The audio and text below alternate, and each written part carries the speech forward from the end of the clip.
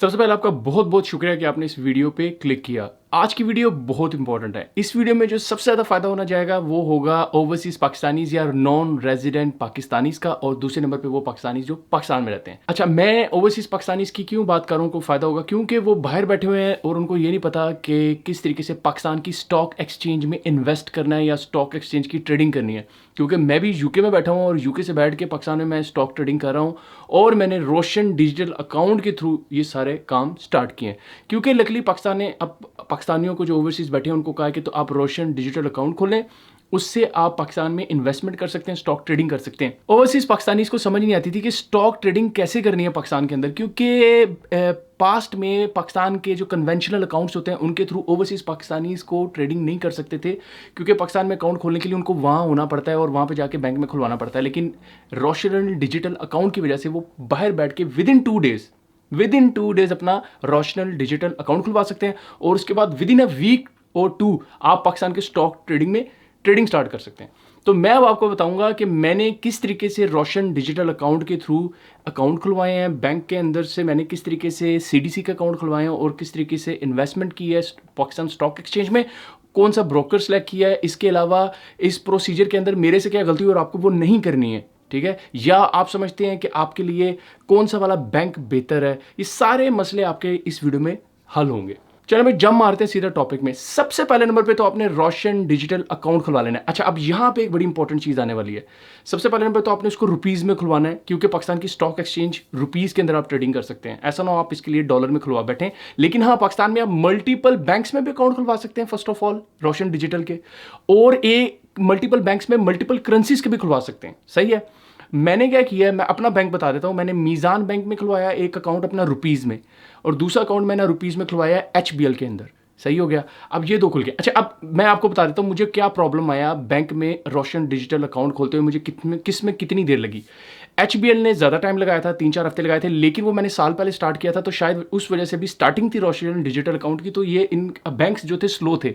लेकिन अब HBL भी अपने प्रोसेस में स्पीड अप हो गया हुआ है। अब ऑनलाइन फॉर्म है जिसको फिल करते हैं आपका अकाउंट खुल जाता है।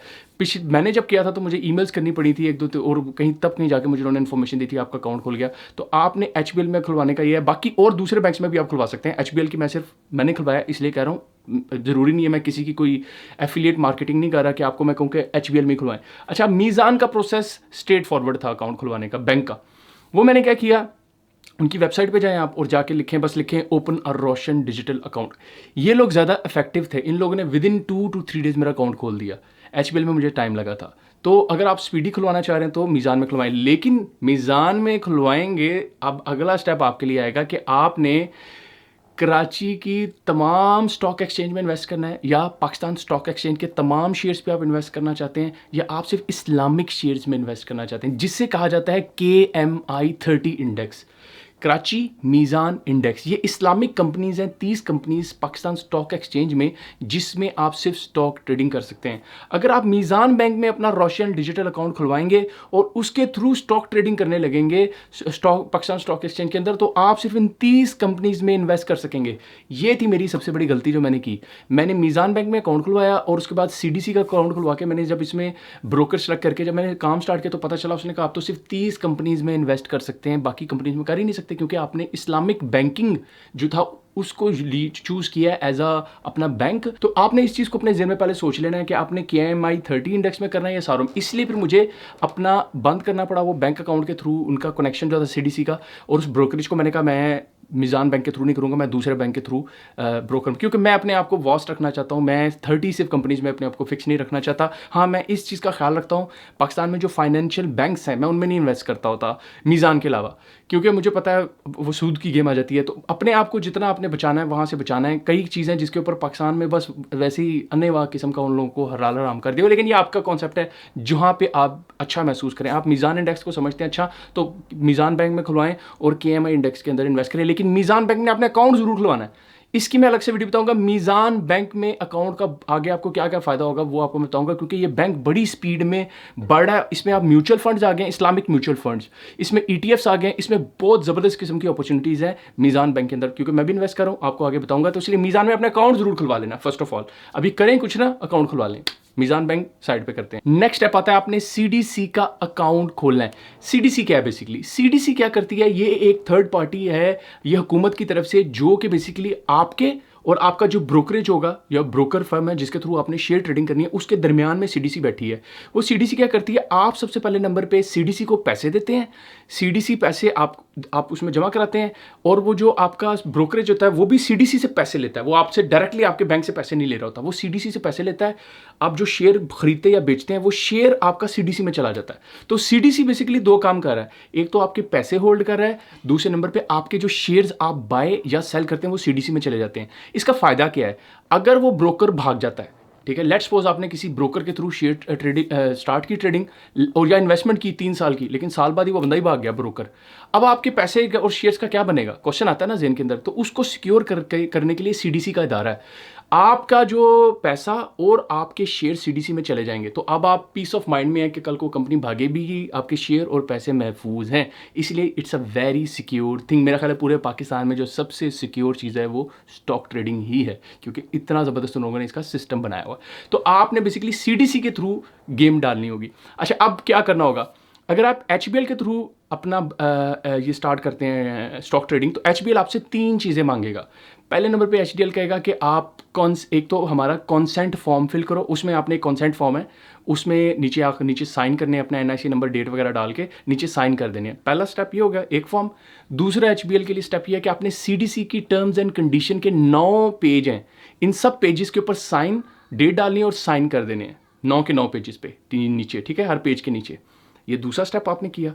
तीसरा स्टेप आपका होगा कि आपको ब्रोकरेज सेलेक्ट करना है। एचबीएल के अंदर 42 जो स्टॉक ब्रोकर्स हैं, आपने क्या करना है, आपके सामने लिस्ट आ रही होगी, एक के साइड पे टिक लगा देना है या क्रॉस लगा के लेफ्ट साइड पे नीचे अपने साइन और डेट डाल देनी है। अब ये 3 फॉर्म्स आपने, उन्होंने वैसे ईमेल एड्रेस दिया हुआ है, मेरा ख्याल है roshan.digital करके कुछ @hbl.com है, लेकिन आपने ये ईमेल भेज देनी है, या तो उस पर भी भेज दें, लेकिन आपने अपने अकाउंट मैनेजर को भेजनी है। जब भी आप रोशन डिजिटल अकाउंट खुलवाएंगे, सबसे पहले नंबर पे आपको एक अकाउंट मैनेजर मिल जाएगा। उस अकाउंट मैनेजर के साथ आप कम्युनिकेट करते रहें, विद इन 24 आवर्स नॉर्मली वो रिप्लाई कर देते हैं। अगर आपका अकाउंट मैनेजर जो है वो स्लो हो, तो roshandigital@hbl.com के ऊपर जो उन्होंने ईमेल एड्रेस दिया हुआ है कस्टमर सर्विस का, उसको ईमेल करें, उसे कि भाई मेरा अकाउंट मैनेजर मुझे रिप्लाई नहीं कर रहा, तो आपको विद इन 24 करेगा। वैसे मैंने यही किया था एचबीएल के साथ, मेरे बंदा मुझे 3-4 दिन बाद कर रहा था, मैंने एचबीएल को मेल खड़काई, मैंने कहा भाई बंदा आपका सुस्त है, तो वो उसने फिर एक अच्छा दिया, वो मुझे वही बंदा बेसिकली मुझे 24 आवर्स के अंदर रिप्लाई करता है। तो ये तरीकाकार होता है बंदा पढ़ने का। आपने अपने अकाउंट मैनेजर को ईमेल करनी है तीनों चीज़ों की, उसे बताना है मेरा सीडीसी में अकाउंट खोल दो। तो वो क्या करेगा, आपकी ये तीनों चीज़ें लेके, एक तो आपका सीडीसी में अकाउंट खोलेगा, दूसरा वो ब्रोकर का आपने जो तीसरा फॉर्म दिया था उस ब्रोकर में को भी आपका अकाउंट वहाँ पे खुलवा देगा। तो ब्रोकर की तरफ से भी आपको विद इन वीक ये सारी डॉक्यूमेंट्स देने के बाद विद इन 1 वीक आपको ब्रोकर की तरफ से भी ईमेल आ जाएगी कि आपका अकाउंट खुल गया है, और आपको सीडीसी की तरफ से भी ईमेल आ जाएगी ये कि आपका अकाउंट खुल गया है। तो ये तरीकाकार है एचबीएल के थ्रू या दूसरे कन्वेंशनल बैंकों का, मुझे नहीं पता, आप गूगल पे जाके लिखेंगे ओपनिंग अ सीडीसी अकाउंट या ब्रोकरेज अकाउंट विद फलां बैंक, आपको इन्फॉर्मेशन मिलेगी। लेकिन एचबीएल मैंने आपको बता दिया कि नॉर्मली ज़्यादातर लोग एचबीएल में होते हैं, तो इसलिए मैंने एक बिल्कुल एक जनरल सा बैंक पकड़ा है। मीज़ान बैंक का अकाउंट खुलवाने का या सीडीसी का अकाउंट खुलाने का और ब्रोकरेज का अकाउंट खुलाना सबसे आसान लगा मुझे और सबसे एफिशिएंट लगे। इन्होंने क्या किया हुआ है, एक पेज बनाया हुआ है, उसमें आपने सिर्फ जाना है और उसमें जाके ब्रोकर सेलेक्ट करना है, ठीक है, लिस्ट है, इसके 16 ब्रोकर्स हैं। एचबीएल 42 देता है, लेकिन उसकी वजह क्या आपको पता है, वो सारे के सारे में सारे मिक्स ऑफ ब्रोकर्स हैं, हलाल हराम एवरीथिंग देयर। लेकिन क्योंकि मीज़ान बैंक के लिमिटेड 30 सिर्फ ब्रोकर हैं, कंपनीज हैं जिनके अंदर इन्वेस्ट कर रहेंगे, आप KMI 30 इंडेक्स में इन्वेस्ट करोगे तो उसके लिए लिमिटेड ब्रोकर्स हैं जो इसमें काम करें। तो आपने उन 16 ब्रोकर्स में से आपने सेलेक्ट करना होगा कौन सा ब्रोकर आपने लेना है, वो सिलेक्ट करेंगे और उसके बाद आप नीचे अपना जाके अपना अकाउंट नंबर डालेंगे मीज़ान बैंक का जो आपने खोला हुआ है रोशन डिजिटल अकाउंट। बाकी वो जो प्रोसीजर है उनका कंप्लीट करेंगे, एग्री करेंगे, OTP आपका एक कोड आएगा उसको डालेंगे, उसके बाद उसे एक्सेप्ट करेंगे, आपका सीडीसी का अकाउंट और वो brokerage account within 1 week यहाँ पे भी खुल जाएगा। तो मीज़ान का मुझे ज़्यादा अच्छा ऑनलाइन प्रोसीजर लगा, क्योंकि हम लोग जो यूके में बैठे होते हैं, अमेरिका में बैठे हैं, यूरोप में बैठे हैं, हम लोग आदी हो चुके होते हैं ऑनलाइन काम करने के। बैंक के अभी अकाउंट खुलवाना है, जो मर्जी करना है, हम चाहते हैं कंप्यूटर पे बैठ जाएं और हो जाए। तो ये मुझे मीज़ान बैंक अच्छा लगा, वो कंप्यूटराइज्ड एक अच्छे तरीके से अपने आपको डेवलप करें। मेरा ख्याल एचबीएल वालों को भी काम करना चाहिए, बजाय इसके फॉर्म फिल करके हर एक के नीचे साइन करो, आपका टाइम ज़ाया हो रहा है, तो उसके बाद जाके इनको ईमेल करो, दिस इज़ हेक्टिक। तो एचबीएल से रिक्वेस्ट है और दूसरे बैंकों से रिक्वेस्ट है, please follow Meezan bank for that.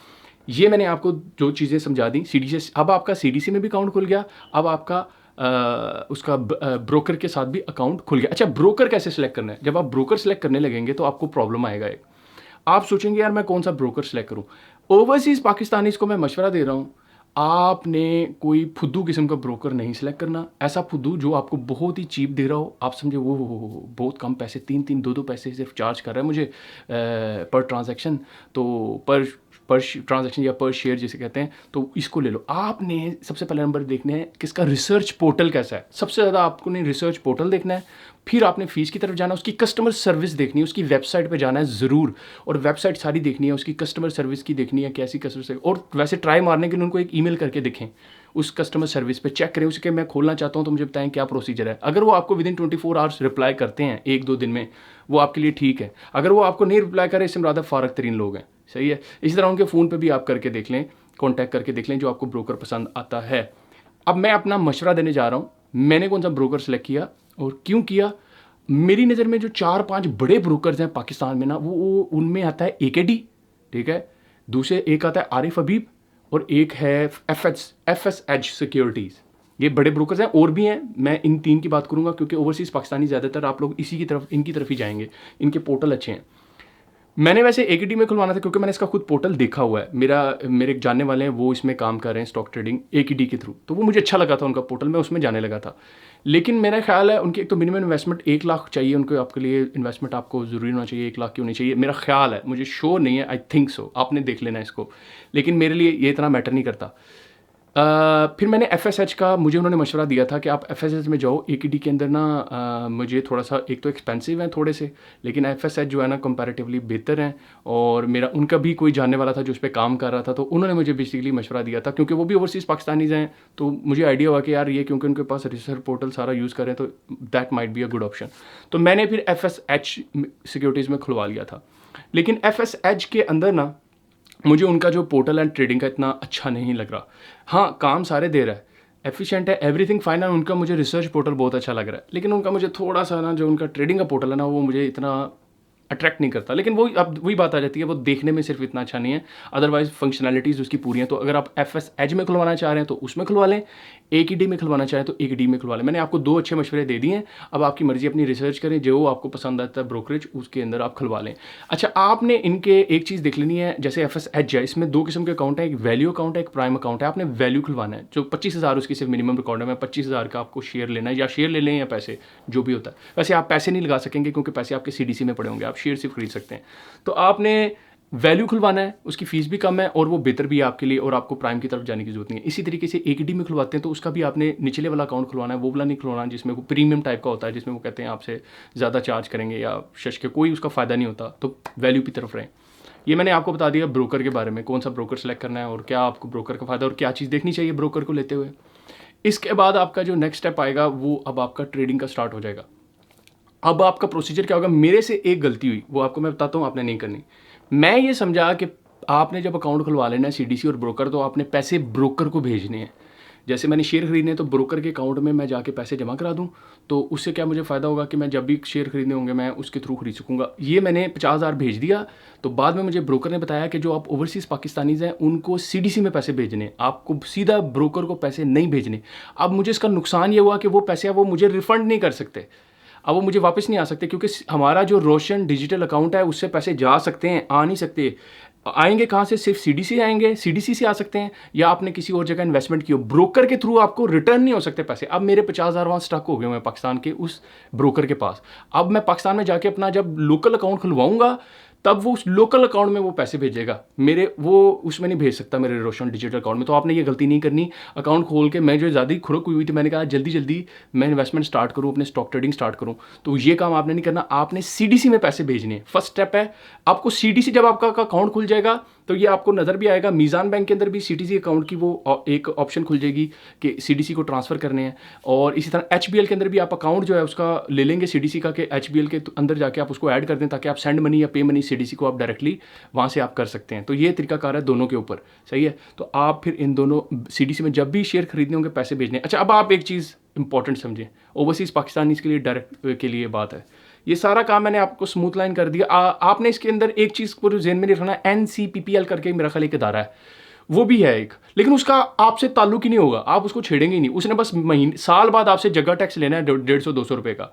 वो सिर्फ इसलिए लेता है कि वो इन सबको आगे फर्दर मैनेज करे। आपको पाकिस्तान का तो पता ही है, डिपार्टमेंट के ऊपर लेयर, लेयर के ऊपर लेयर, लेयर के ऊपर लेयर के ऊपर लेयर, काम कोई नहीं, वेले बैठे हैं, लेयरों पे लेयरें बनानी है। तो NCCBL बात लेयर ही समझें आप, पैसे लेने हैं उसने साल बाद आपसे सिर्फ 150-200 रुपया, उसको इग्नोर लिस्ट पे लगाओ। उसका इतना आपके साथ इतना रोल नहीं होगा, उसका वो सिर्फ एक सिक्योर पेमेंट गेटवे बनाने के लिए है, ठीक है। तो आपको पता है पाकिस्तानी इदारे किस तरीके से काम करते हैं। बहरहाल ये 3 इंपॉर्टेंट चीज़ें थी जो इसके अंदर सारी मैंने आपको बताई। रोशन डिजिटल अकाउंट, ब्रोकरेज का अकाउंट और CDC का अकाउंट। सिंपल हो गया, ठीक हो गया। अच्छा, अब आपकी बारी अगली आती है शेयर इन्वेस्ट करने की। अब आपको एक चीज़ याद रखनी है, CDC में जब आप पैसे, पहले तो बात है जब आप रोशन डिजिटल अकाउंट से अपने बैंक अकाउंट में पाकिस्तान में पैसे भेजेंगे तो वो 3 से 5 दिन में आपके रोशन डिजिटल अकाउंट में पहुंचेंगे, UK, USA या कहीं से भी, डिपेंड करता है किस बैंक के थ्रू भेज रहे हैं। अब वहाँ जब पहुँच जाएंगे तो आपने वहाँ से अगला स्टेप लेना है, CDC के अकाउंट में ट्रांसफ़र करने हैं। तो CDC के अकाउंट में तकरीबन 1 से 2 दिन लग जाएंगे वो पैसे जाने में। तो जिसका मतलब ये हुआ, आपका CDC का अकाउंट में हमेशा पैसे आप रखा करें। अगर आपने स्टॉक में इन्वेस्ट किया हुआ, जैसे आपने एक सोचा मैंने 1 लाख इन्वेस्ट करना है या 2 लाख, 3 लाख, 5 लाख, तो 5 लाख CDC में रख लें आप, ठीक है। अब क्योंकि CDC आप वापस भी मंगवा सकते हैं, ठीक है, अपने अकाउंट में, तो उसकी घबराने की आपको जरूरत नहीं है। इसलिए बेहतर आप CDC में रखें, क्योंकि जब आप स्टॉक ट्रेडिंग कर रहे होंगे और आपको उस टाइम पे पता चलेगा कि इसमें मैंने इन्वेस्ट करना है, ये शेयर खरीदना है, और पता चला आपके पास पैसे ही ना हो, तो वो फिर आपके लिए एक प्रॉब्लम बनेगी। अब आपको 1 से 2 दिन इंतजार करना है, बैठ जाएंगे आप, ओहो, आप डे ट्रेडिंग नहीं कर सकेंगे। फिर आप 2-3 इंतजार करेंगे कि CDC में पैसे आए मेरे रोशन डिजिटल अकाउंट से, तब मैं कहीं जाके शेयर खरीदूँ। क्योंकि ब्रोकर जो है वो आपका सीधा CDC से लिंक है। ब्रोकर को आपके बैंक अकाउंट का कोई इन्फॉर्मेशन और उसको ना कोई ज़रूरत है, क्योंकि उसने बात ही सिर्फ CDC करनी है आपकी। पैसे भी CDC से लेने हैं और आपके शेयर भी उसने CDC को देने हैं, ताकि CDC उसको सिक्योर करके रखे। तो मुझे उम्मीद है आपको ये तमाम प्रोसेस समझ आ गया होगा, और इसमें ये भी पता चला होगा कि कौन कौन सी गलतियां आपने नहीं करनी। अगर आप सिर्फ कि मीज़ान इंडेक्स में इन्वेस्ट करना चाह रहे हैं, इस्लामिक शेयर्स और स्टॉक्स में, तो फिर आपने मीज़ान बैंक के थ्रू ही खुलवाएं।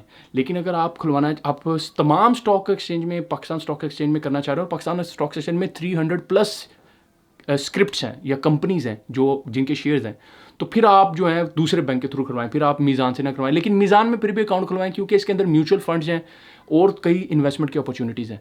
तो आप कोशिश करें अपने 2 अकाउंट्स मिनिमम ज़रूर खुलवाएं पाकिस्तान में, अगर रुपीज़ के खुलवा रहे हैं, ताकि आपके पास दोनों ऑप्शंस मौजूद हों। तो टाइम ज़ाया ना करें और पाकिस्तान स्टॉक एक्सचेंज में इन्वेस्टमेंट करना शुरू हो जाए। और मैं आपसे रिक्वेस्ट करूँगा कि मेरी इस वीडियो को लाइक ज़रूर कीजिएगा, मेरे चैनल को सब्सक्राइब ज़रूर कीजिएगा, और कोई बात हो, सवाल हो तो कमेंट में ज़रूर पूछिएगा। नेक्स्ट वीडियो तक के लिए हैव अ नाइस डे।